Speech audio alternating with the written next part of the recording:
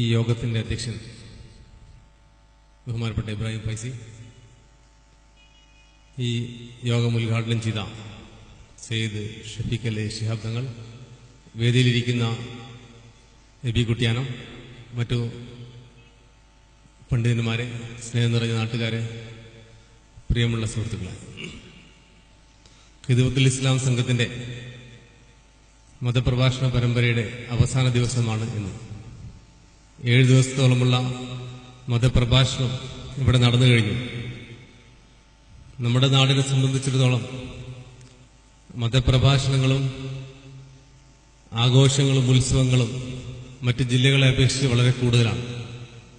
കാസർഗോഡ് ജില്ലയിൽ ജോലി ചെയ്യാനുള്ള അവസരം കിട്ടിയിട്ട് ഏതാണ്ട് 5 മാസം മാത്രമേ പൂർത്തിയായിട്ടുള്ളൂ.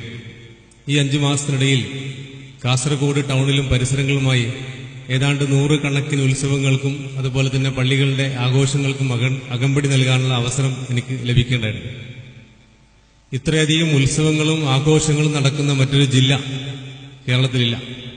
പക്ഷേ ദുഃഖകരമായിട്ടുള്ള ഒരു സത്യം എന്ന് പറയുന്നത്, ഇത്രയൊക്കെ ഉത്ബോധനങ്ങളും ആഘോഷങ്ങളും മതപരിപാടികളും ധാർമ്മിക ബോധനങ്ങളും നടന്നിട്ടും നമ്മുടെ നാട്ടിലുള്ള അത്ര കുറ്റകൃത്യങ്ങൾ മറ്റു ജില്ലകളിലില്ല എന്നുള്ള ദുഃഖസത്യം നിങ്ങളോട് പങ്കുവെക്കാനാണ് ഞാൻ ആഗ്രഹിക്കുന്നത്. ഇവിടെ മനസ്സിലാകുന്ന ഒരു കാര്യം, ഈ ധാർമ്മികമായിട്ടുള്ള ഉത്ബോധനങ്ങൾ അത് ഏത് മതങ്ങളിൽപ്പെട്ടതാകട്ടെ, ആ ഉത്ബോധനങ്ങളും തന്നെ ജനങ്ങളുടെ മനസ്സിലേക്ക് കടന്നു ചെല്ലുന്നില്ല എന്നുള്ളതാണ് മനസ്സിലാക്കാൻ വേണ്ടി കഴിയുന്നത്. എല്ലാ മതങ്ങളും നല്ലത് മാത്രമാണ് കൽപ്പിക്കുന്നത്. തിന്മയെ തടയുകയും തിന്മയെ തടയുകയും നന്മ കൽപ്പിക്കുകയും ചെയ്യുക എന്നുള്ളതാണ് മതങ്ങളുടെ ധർമ്മം. ഇസ്ലാം മതത്തിലും പറയുന്നത് തന്നെയാണല്ലോ, തഅ്മുറൂന ബിൽ മഅറൂഫി വതൻഹൗന അനിൽ മുൻകർ. നിങ്ങൾ നന്മ കൽപ്പിക്കുക, തിന്മ വിരോധിക്കുക എന്നുള്ളതാണ് നമ്മുടെ തന്നെ മതം ഉദ്ഘോഷിക്കുന്നത്. മറ്റു മത ഗ്രന്ഥങ്ങൾ നമ്മൾ പരിശോധിക്കുകയാണെങ്കിലും അവിടെയും കാണുന്നത് അതുപോലെ തന്നെയാണ്. പക്ഷെ എന്തുകൊണ്ടാണ് ഈ മത ഉത്ബോധനങ്ങളൊന്നും തന്നെ അവരുടെ വിശ്വാസങ്ങളും ഒന്നും തന്നെ അവരുടെ ജീവിതങ്ങളെ സ്വാധീനിക്കാതിരിക്കുന്നത്? നാം ചെറുപ്പം മുതലേ മദ്രസകളിൽ നിന്നും നമ്മുടെ പാഠശാലകളിൽ കുറിച്ചും മതത്തെക്കുറിച്ചും ധർമ്മത്തെക്കുറിച്ചും പുണ്യത്തെക്കുറിച്ചും എല്ലാം പഠിച്ചുകൊണ്ടേയിരിക്കുന്നു.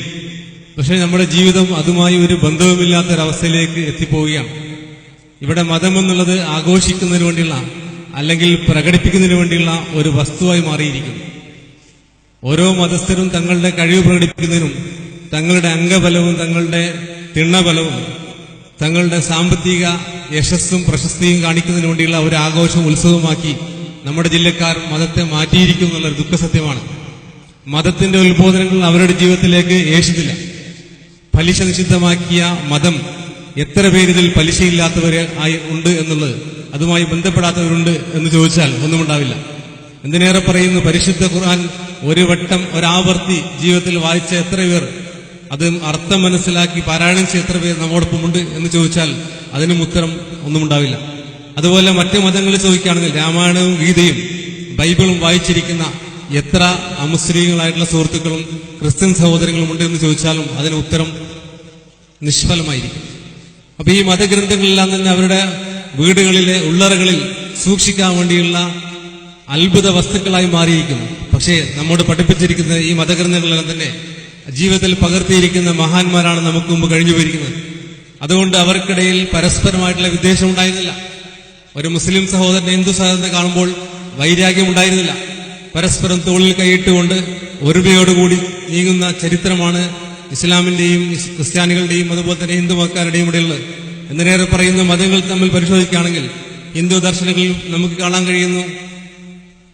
കഴിയുന്ന അതേ വാക്യങ്ങൾ തന്നെയാണ് നമ്മുടെ ഖുർആനിലും മറ്റു മതഗ്രന്ഥങ്ങളിലും കാണാൻ കഴിയുന്നത്.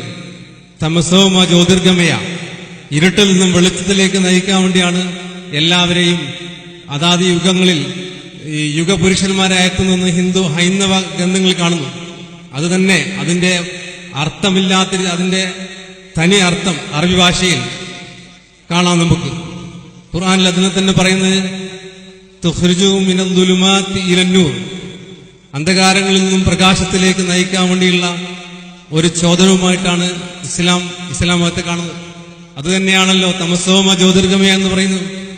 ഇത് മനസ്സിലാക്കുന്നതിന് വേണ്ടി അതാത് മതങ്ങളിലെ മതഗ്രന്ഥങ്ങളിലൂടെ കടന്നുപോകാൻ എല്ലാ സഹോദരനും തയ്യാറായാൽ ഇവിടെയുള്ള എല്ലാ തരത്തിലുള്ള പ്രശ്നങ്ങൾക്കും പരിഹാരം കാണാൻ വേണ്ടി കഴിയും എന്ന് നമുക്ക് പറയാൻ വേണ്ടി കഴിയാം.